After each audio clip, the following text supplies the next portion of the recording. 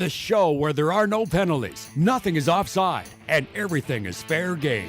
This is The Gloves Are Off. All right, welcome to a special edition of The Gloves Are Off. Why is it special? Well, Moses Woldu is off. I am your host, Nahreman Issa. Hosting this, of course, we remember this familiar face, Andrew Brethauer. I like to think that you are like the most lovable, hateable guy in the city, I'd like to think. Do you like that title? Right off the top, we have to get it out there. All right, but probably the most lovable guy here in the city, Chris King. You were involved with so many things. Today, we're just going to find you as the Northwest Prairie Pirates head coach, but I know you're also the head coach for the women's basketball team. You bet. I like this lovable, hateable. That sounds good to me to start. You always kind of need that off the top. Yeah. Under the bus. And of course, congratulations, because the women's basketball team next year will host provincials. That's a huge tournament for you guys. Yeah, it's a huge plus for us and really all of Lakeland. We're really excited. No, awesome. All right, so let's get started. And of course, welcome back, Chucks. In this area, Chuck Wagon, it's the game here. And of course, this weekend, North Belford, they were the hosts of it. Chris Smalley taking it. I know you are a Chuck Wagon guru. Do you think that was going to be the first winner, the first circuit was Chris Smalley? I don't think anyone, well, I could see him winning, but winning in the fashion he did, I don't think anybody could see winning day money every single day. That's impressive on the first race. Like, that's usually where the guys figure out everything out, kind of get the outfits together, see what works, what doesn't work. But to go in there and dominate, and that's what he did. He dominated what he did there. And like under 103 in every single one of his races, like that's an insane. It's consistent. That's something, all right? When you could say that in the first race of the season and those low times, like he beat Jamie Lapke by 4 seconds in the aggregate, to say that it's ridiculous at this time of the year already. So he turned a page last year when he came back from Calgary, second half of the season, kind of just went on a tear, and now he's just continuing that. Can you say that maybe he could be the target right now off the bat? He did it because like last year he waited till half the season before he actually won his first race. He was named the rookie of the year at the Stampede. So do you think that maybe, like, you know, guys like Nolan and Laboucaine, like both Nolans and Laboucaines, all them, they're going to be in the mix, but do you think Chris Smalley maybe potentially just earned himself the biggest target on his back right now? From what he did last year, he is the target. He did so well coming from Calgary. I think he learned so much from Calgary and being the first year there and racing up against the guys in the World Professional League as well. It's a different kind of beast when you go to Calgary. So he learned so much from it, and now he's showing it this year that I think he is the driver to beat. He was so dominant in that last second half, and no one really beat him in the second half, and he was on the cusp of being in the final. So starting off with this start, Molly's not a guy you want to be chasing, and it's going to be pretty bad for the rest of the year for these guys to be chasing him. Perfect. All right, we're going to turn our attention from Chucks to, of course, the ice. We got the Stanley Cup matchup. We got the Tampa Bay Lightning. You got the Chicago Blackhawks. Do you feel like the Chicago Blackhawks, everyone's talking about, they are 4 wins away from winning their 3rd championship in 6 years? In this day and age, I know a dynasty, you have to win 3 in a row, basically. They haven't done that. But in the new modern era of the NHL, Chicago Blackhawks, are they a dynasty team? I think that's a yes for sure. Salary caps kind of changed the way the dynasties are looked at.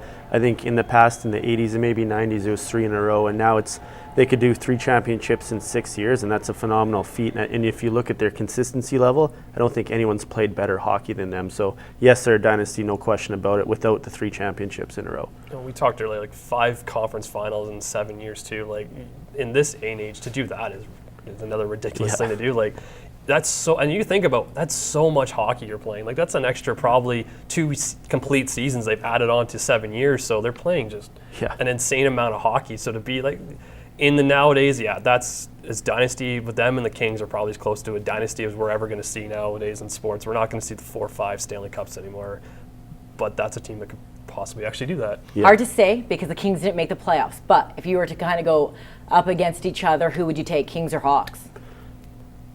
I would take the Hawks. I just think they've been more consistent. I think they're deeper. I think what they've done in the modern era is absolutely phenomenal. I'd take Hawks simply because I think they play a complete game. LA doesn't, and we know that. They just, let's limp to the playoffs, let's get in, and then let's win.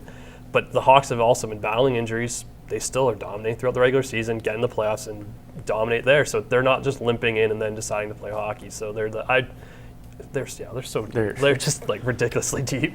So you got Kane and you got Taves. They're not going anywhere. They're locked up. possibly Duncan Keith as well. I don't see the Hawks giving him up. So what happens now? Because they have a cap issue where $64 million for just 15 players. You got a lot of restrictive agents such as Saad and Kruger. Those are two key pieces that a lot of people would love to have. So what happens now? Who goes? Patrick Sharp? Is he on the outs? Seabrook? Like, who goes now on this team? They can't keep everyone. Yeah, I'm sure they'd love to. Saad's going to be gone. Saad's going to get a huge paycheck, especially after this playoffs in the year that he had. I think Seabrook's probably gone as well, just because his value is going to be so high. So you're going to see the pieces start to fall apart here.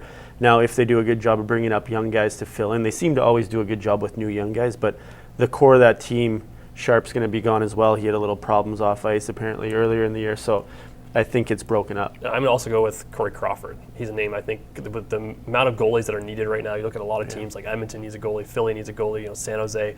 This is a goal that you could ship out because Scott Darling's been playing so well. You can bring him up into that starting role, especially with how deep this team is. There's a player that you can have with a great defense. You can make him a great goalie, and he was a good goalie all year. So it's like maybe the next Corey Crawford. So I'd ship him out. He's a big contract, $5-6 million as well. So. Yeah. Okay, so we're going to move on to the New York Rangers, and of course they got booted out. But the big news was Matt Zuccarello. He was hit in the head in the opening rounds, and we just found out now that lost the ability to speak for 4 days. He had a minor skull fracture. He had bleeding in the skull.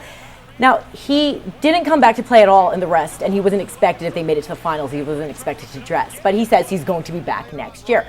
Do you feel that some NHL players, like this could be a career-ending injury, but he's going to force himself right back? Do you feel that some hockey players, especially like NHL players, are just doing a little bit too much to try and play? Because we could take, for instance, in the NFL, we had a couple of players who quit because of concussion issues. They're thinking about the long-term picture.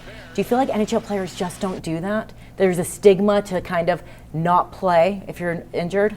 I would be surprised if the league or the NHLPA doesn't do something about those type of injuries, because that's a serious injury, right? One more blow to the head, and that might be his life, not just his living, the way he makes living. So I'd be very surprised to see him come back early. In the NFL, it's a little bit different now because of the vicious hits and because there's been so much research done on it lately.